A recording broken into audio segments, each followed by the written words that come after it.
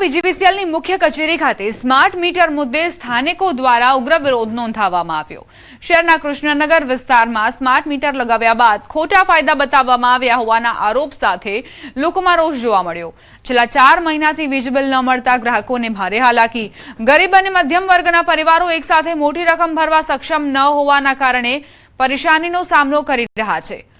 સ્થાનિકોનું કહેવું છે કે જો તાત્કાલિક બિલ આપવામાં નહીં આવે તો ઉગ્ર આંદોલન કરાશે। फायदा समझाया तमारे महीने महीने लाइट बिल आई जाशे अने तमारे नखावू तो पड़शे ज ते गमे त्यारे आवुं कहेवामां आव्युं एटले बधाए मीटरो नखाव्या तो हवे 4-4 महीना थई गया हजू लाइट बिल आव्युं नथी तो एना माटे वारंवार रजूआत करवामां आवी पीजीवीसीएल मां पण कोई कई जवाब आपवामां आव्यो नहीं। तो 3 दिवसनुं हाल एमणे कीधुं छे के 3 दिवसमां तमारा लाइटना बिल आवी जशे। जो नहीं आवे तो अमे धरना पर बेसू। 6 महीना थी 4 महीना थी बिल नहीं आया। तमामे तमाम परिवार मध्यम अथवा गरीब प्रकारना छे तेओने 6 महीना 8 महीना 4 महीना साथे बिल आवे तो कोई पण संजोगोमां भरी शके एवुं नथी। 2 दिवसमां के 3 दिवसमां संतोषकारक नहीं लावी आपवामां आवे तो हूँ अने अमारी टीम आ तमामे तमाम वीज ग्राहकोने साथे लई आ कचेरीए धरना देशुं। हारीजમાં ભાજપ શાસિત નગરપાલિકામાં ભ્રષ્ટાચાર મુદ્દે ભાજપમાં અંદરો-અંદર વિખવાદ જોવા મળ્યો। હારીજ નગરપાલિકા ચીફ ઓફિસર અને હારીજ એપીએમસી ભાજપ ડિરેક્ટરે હારીજ પોલીસ સ્ટેશનમાં ફરિયાદ નોંધવા આપી। અરજીઓ હારીજ નગરપાલિકા ચીફ ઓફિસરે વોર્ડ નંબર 2 ના ભાજપના કોર્પોરેટર આરતીબેનના જેઠ જીગર મહેતા સામે પોલીસ ફરિયાદ નોંધવા અરજી કરી। હારીજના નગરપાલિકાના ચાલી રહેલા પ્રી મોન્સૂન કામના સ્થળે જઈને દાદાગીરી તેમજ ગાળો બોલી નગરપાલિકાનું 19,753નું આર્થિક નુકસાન જીગર મહેતા દ્વારા પહોંચાડવા બાબતે અરજી આપી। આ બિલકુલ 50 રૂપિયાની વસ્તુને 500 થી 1000 રૂપિયાનું બિલ બનાવીને વેચવાનું એને એકદમ પૂરેપૂરા પૈસા ગબન કરવાનું ષડયંત્ર છે।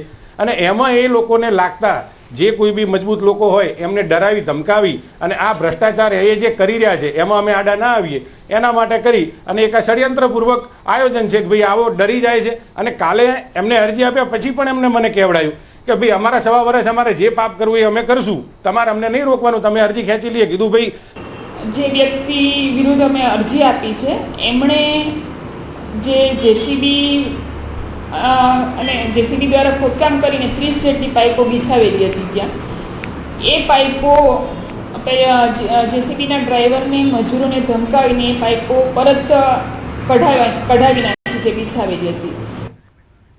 નગરપાલિકામાં ભ્રષ્ટાચાર મુદ્દે ભાજપમાં વિખવાદ સર્જાયો છે। એપીએમસી ચેરમેને ગંભીર આરોપ લગાવ્યા છે। તેમનું કહેવું છે કે આર્થિક લાભ અપાવવા માટે દાદાગીરી કરવામાં આવી રહી છે। અમદાવાદથી સમાચાર નહેરુનગર પાસે ફાયરિંગ 5 રાઉન્ડ ફાયરિંગની ઘટના બની હોવાની જાણકારી છે। 5 રાઉન્ડ ફાયરિંગ થયું હોવાની આશંકા। નિવૃત્ત ડીવાયએસપીએ ફાયરિંગ કર્યું હોવાની જાણકારી। જમીનના વિવાદમાં ફાયરિંગની આશંકા। સેટેલાઇટ પોલીસે ઘટના સ્થળે પહોંચીને તપાસ શરૂ કરી છે। અમદાવાદના નહેરુનગર પાસે ફાયરિંગની ઘટના 5 રાઉન્ડ ફાયરિંગ થયું હોવાની આશંકા છે। અત્યારે તપાસ ચાલી રહી છે। આખરે શું બન્યું હતું, કેમ નિવૃત્ત ડીવાયએસપીએ આ ફાયરિંગ કર્યું છે, કયા કારણોસર તેને લઈને પણ તપાસ ચાલી રહી છે।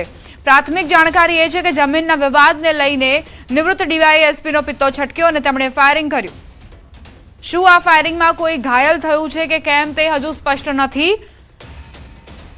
જમીનના વિવાદને લઈને આ ફાયરિંગની આશંકા છે। પોલીસ અત્યારે ઘટના સ્થળે પહોંચી છે। તપાસ કરવામાં આવી રહી છે કે આખરે શું બન્યું હતું, નિવૃત્ત ડીવાયએસપીએ કેમ ફાયરિંગ કર્યું।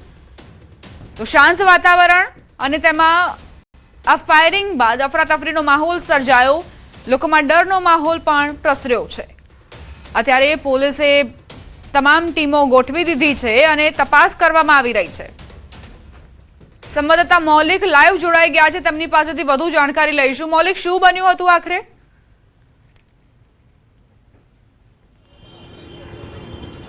દીપા, જે રીતે પ્રાથમિક વિગતો મળી રહી છે કે નહેરુનગર બસ સ્ટોપ જે છે જીએસઆરટીસીનું તેની બિલકુલ લગોલગ આવેલી એક જમીન જે છે કે જ્યાં થોડા ઘણા સ્ટોલ જે છે તે ઊભા કરવામાં આવે છે અને સ્ટોલના જમીન ધારક જે કહી શકાય તે અશ્વિન ચૌહાણ નિવૃત્ત ડીવાયએસપી હોવાનું માનવામાં આવી રહ્યું છે અને તેના દ્વારા 5 રાઉન્ડ હવામાં ફાયરિંગ જે છે તે કરવામાં આવ્યું છે। જે રીતે પ્રાથમિક વિગતો મળી રહી છે કે અહીંયા આગળ જે વિવિધ સ્ટોલો બનાવવામાં આવ્યા છે તેમાં સ્ટોલના ઈચ્છુક વ્યક્તિઓ જે છે તે તેમની સાથે વાટાઘાટો વાતો કરવા માટે આવ્યા હતા.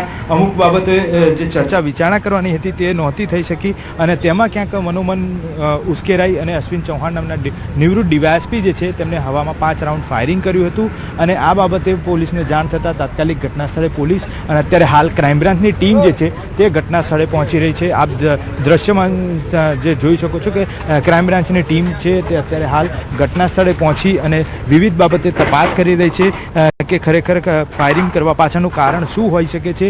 એફએસએલની ટીમ જે છે તે પણ હવે ઘટના સ્થળે પહોંચી જે ફાયરિંગ થયું છે તે પાછળનું કારણ અને તમામ દિશામાં તપાસ જે છે તે હાથ ધરી રહ્યું છે. મહત્વનું છે કે છેલ્લા 2 દિવસમાં આ પ્રકારની ઘણી ઘટનાઓ જે છે તે આવી રહી છે. અત્યારે હાલ પોલીસની વાત કરીએ તો પોલીસ આસપાસની જી મૌલિક આભાર તમામ જાણકારી આપવા માટે.